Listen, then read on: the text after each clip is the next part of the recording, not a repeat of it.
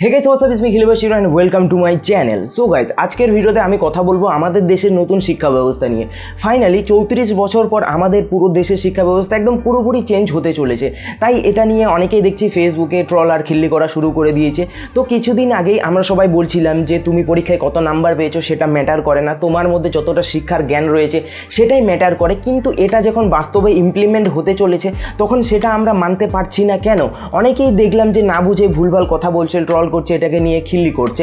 তো দেখো, সব কিছুরই ভালো খারাপ দুটো দিকই থাকে। ঠিক তেমনি নতুন শিক্ষা ব্যবস্থার কিছু কিছু খারাপ দিক থাকলেও অনেক ভালো দিক রয়েছে। তো সেই সব বিষয়গুলো নিয়ে আজকের ভিডিওতে আমি আলোচনা করব। তো এই ভিডিওটি পুরোটি দেখার পর তোমরা নিজেরাই বিবেচনা করো যে আমাদের এই যে নতুন শিক্ষা ব্যবস্থা, এটা কি আসলেই একটা ভুল পদক্ষেপ নাকি একটা সঠিক পদক্ষেপ।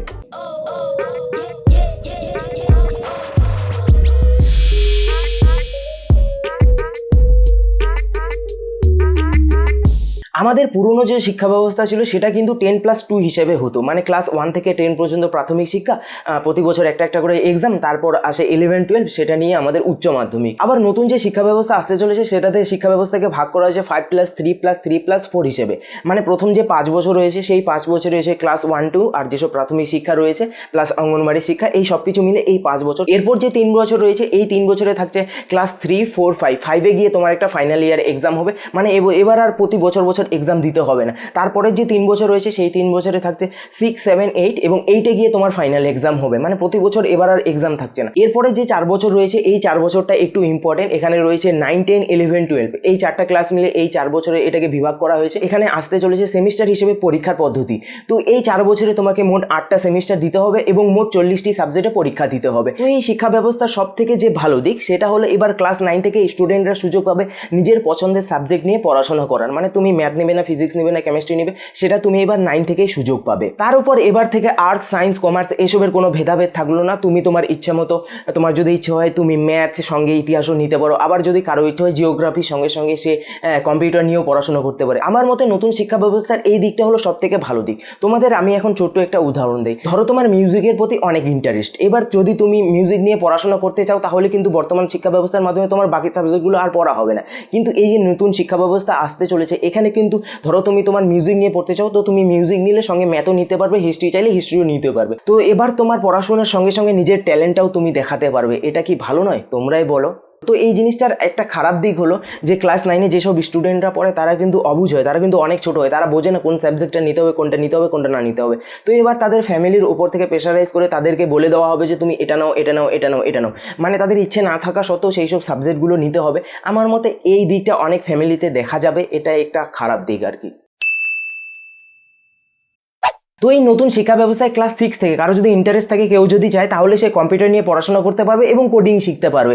এভাবে কিন্তু বিদেশেও পড়াশোনা হয়। তো তোমাদের আমি এখন একটা ছোট্ট উদাহরণ দেই। মার্ক জুকারবার্গ নাম হয়তো সবাই শুনেছো, ফেসবুকের মালিক। তো তিনি মাত্র 12 বছর বয়সে তার বাবার ডেন্টাল ক্লিনিকের জন্য একটা মেসেজিং সফটওয়্যার ডেভেলপ করে দিয়েছিল। তো সেই সফটওয়্যারটা তার বাবা নিজের ক্লিনিকে পেশেন্টদের দেখার জন্য আর পেশেন্টদের অ্যাপয়েন্টমেন্ট দেওয়ার জন্য ব্যবহার করতেন। তো ভাবো, মাত্র 12 বছর বয়সে একটা সফটওয়্যার ডেভেলপ করা আমাদের দেশে কি চারটেখানি কথা? আমাদের দেশে কি সম্ভব? আমাদের দেশের 12 বছরের স্টুডেন্টরা তো কম্পিউটার কি সেটাই ভালোভাবে জানে না। তো ভাবো, সেই সব লিমিটেশনটা কিন্তু এবার এই নতুন শিক্ষা ব্যবস্থায় একদম থাকছে না। এবার কেউ যদি চায়, কারো যদি ইন্টারেস্ট থাকে তবে সে ক্লাস 6 থেকে কম্পিউটার শিখতে পারবে। কম্পিউটারের প্রতি যার যদি ইন্টারেস্ট থাকে সে কোডিং শিখতে পারবে। টেকনোলজিতে আরও উন্নত হবে। আমার মতে এটা খুব ভালো একটা দিক। নতুন শিক্ষা ব্যবস্থায় আবার নিজের আঞ্চলিক ভাষা বা মাতৃভাষাকে শিক্ষার মাধ্যম হিসেবে ব্যবহার করায় বেশি প্রাধান্য দেওয়া হয়েছে। মানে তোমার মিনিমাম ক্লাস 5 অবধি তোমাকে নিজের আঞ্চলিক ভাষা বা মাতৃভাষায় তোমাকে পড়াশোনা করতে হবে। ক্লাস 8 অবধি হলে ভালো হয়, না হলে ক্লাস 5 অবধি তোমাকে মিনিমাম পড়তে হবে। তারপর সেটা অপশনাল, তারপর তুমি চাইলে বাংলায় পড়তে পারো বা ইংলিশে ইচ্ছে হলে ইংলিশ, হিন্দি হলে হিন্দি। এবার আবার আমি এটাও শুনলাম নাকি যে হায়ার স্টাডিজেও তুমি সংস্কৃত ভাষায় পড়াশোনা করার সুযোগ পাবে। আমার তো মনে হয় না কেউ সংস্কৃত ভাষায় নিজের হায়ার স্টাডিজ করবে। যাই হোক, কারো যদি ইচ্ছা থাকে তাহলে সে সংস্কৃত ভাষায় পড়াশোনা করতেই পারে। যাই হোক, নিজের আঞ্চলিক ভাষাকে প্রাধান্য দেওয়া হয়েছে, মাতৃভাষাকে প্রাধান্য দেওয়া হয়েছে, এটাই অনেক বড় একটা ব্যাপার।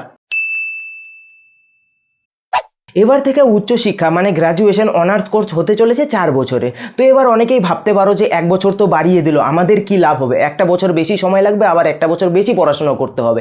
ওয়েট বস, লাভ অনেক আছে। তো এই নতুন শিক্ষা ব্যবস্থার নিয়ম হিসেবে যদি তুমি তোমার কলেজে 4 বছর কমপ্লিট না করো, মাত্র 1 বছর পড়াশোনা কমপ্লিট করো, তাহলেই তুমি হাতে পেয়ে যাবে তোমার সার্টিফিকেট। আবার যদি 2 বছরের পড়াশোনা কমপ্লিট করো তাহলে তুমি পেয়ে যাবে ডিপ্লোমা সার্টিফিকেট। আবার 4 বছর কমপ্লিট করলে তো তুমি অবশ্যই পেয়ে যাবে ডিগ্রি সার্টিফিকেট। তো এটার যে অ্যাডভান্টেজ সেটা তোমাদের আমি এখন বলি। ধরো তুমি তোমার কলেজের পড়াশোনা 2 বছর কমপ্লিট করলে, হাতে তোমার ডিপ্লোমা সার্টিফিকেট পেয়ে গেলে, এরপর তুমি তোমার ফ্যামিলির কারণে বা অন্য যে কোনো কারণেই হোক তুমি তোমার আর পড়াশোনা কমপ্লিট করতে পারছো না। এবার তুমি অন্য কোনো ছোটোখাটো একটা জব করতে শুরু করলে। এরপর 1-2 বছর পর তোমার মনে হলো যে এবার আমি আবার পড়াশোনাটা আমার কমপ্লিট করলি, আমার ডিগ্রি কোর্সটা কমপ্লিট করলি। তো তাহলে এবার তুমি যেখান থেকে লাস্ট শেষ করেছিলে সেখান থেকে নিজের পড়াশোনা স্টার্ট করতে পারবে। এখনকার মতো তোমাকে আবার কলেজে ফার্স্ট ইয়ার থেকে পড়াশোনা শুরু করতে হবে না। তুমি লাস্ট যেখান থেকে পড়াশোনা শেষ করেছিলে সেখান থেকেই তুমি আবার পড়াশোনাটা স্টার্ট করতে পারবে। তো এটা কি ভালো দিক নয়? তোমরাই বলো। এবার থেকে কলেজে পড়া অবস্থায় স্টুডেন্টরা নিজেদের বিভিন্ন বিষয় নিয়ে গবেষণা করার সুযোগ পাবে। সেই সব গবেষণাপত্র যদি কলেজ থেকে অ্যাপ্রুভ করা হয় তাহলে তারা পাবে স্পেশাল সার্টিফিকেট। এমন অনেকেই থাকে যাদের মাথায় কলেজে পড়া অবস্থায় অনেক কিছু ভাবনা চিন্তা আসে, যেসব বিষয় নিয়ে তারা রিসার্চ করতে চায়, গবেষণা করতে চায়। তো এবার থেকে কলেজ থেকে তাদের সেই সব সুযোগটা করে দেওয়া হবে। তো আমার মতে এটাও একটা ভালো একটা দিক। তো এই নতুন শিক্ষা ব্যবস্থা নিয়ে আমার কিছু পার্সোনাল মতামত তোমাদের এখন আমি জানাই। তো এই নতুন শিক্ষা ব্যবস্থার কিছু কয়েকটা খারাপ দিক থাকলেও যেসব বিষয়গুলো বলা হয়েছে সেগুলো যদি ভালোভাবে ইমপ্লিমেন্ট করা হয় তাহলে ইন ফিউচার স্টুডেন্টদের অনেক সুবিধাই হবে। স্টুডেন্টদের আর পড়াশোনার যে চাপটা, বোঝাটা সেটা আর থাকবে না। প্রতি বছর এক্সাম আর তাদের দিতে হবে না, এত পরীক্ষার চাপও থাকবে না। ক্লাস 6 থেকে বৃত্তিমূলক পরীক্ষা স্টার্ট করা হবে। তাহলে কোনো স্টুডেন্টের মার্কশিটের নাম্বার দেখে তাকে বিচার করা হবে না, তার যতটা জ্ঞান রয়েছে, প্রতিভা রয়েছে সেটা দেখে কোনো স্টুডেন্টকে বিচার করা হবে। তাই আমার মতে নতুন শিক্ষা ব্যবস্থা ভালো একটা পদক্ষেপ, আর এটাকে আমাদের সবাই মিলে অ্যাপ্রিসিয়েট করা উচিত। তো এই নতুন শিক্ষা ব্যবস্থা নিয়ে তোমাদের মূল্যবান মতামত অবশ্যই কমেন্ট করে জানিও। যারা যারা আমার সঙ্গে একমত তারা ভিডিওটি লাইক করে শেয়ার করে দাও। চ্যানেলে নতুন হলে সাবস্ক্রাইব করে বেল বাজিয়ে দিও, আর চাইলে আমাকে ইনস্টাগ্রামে ফলো করতে পারো।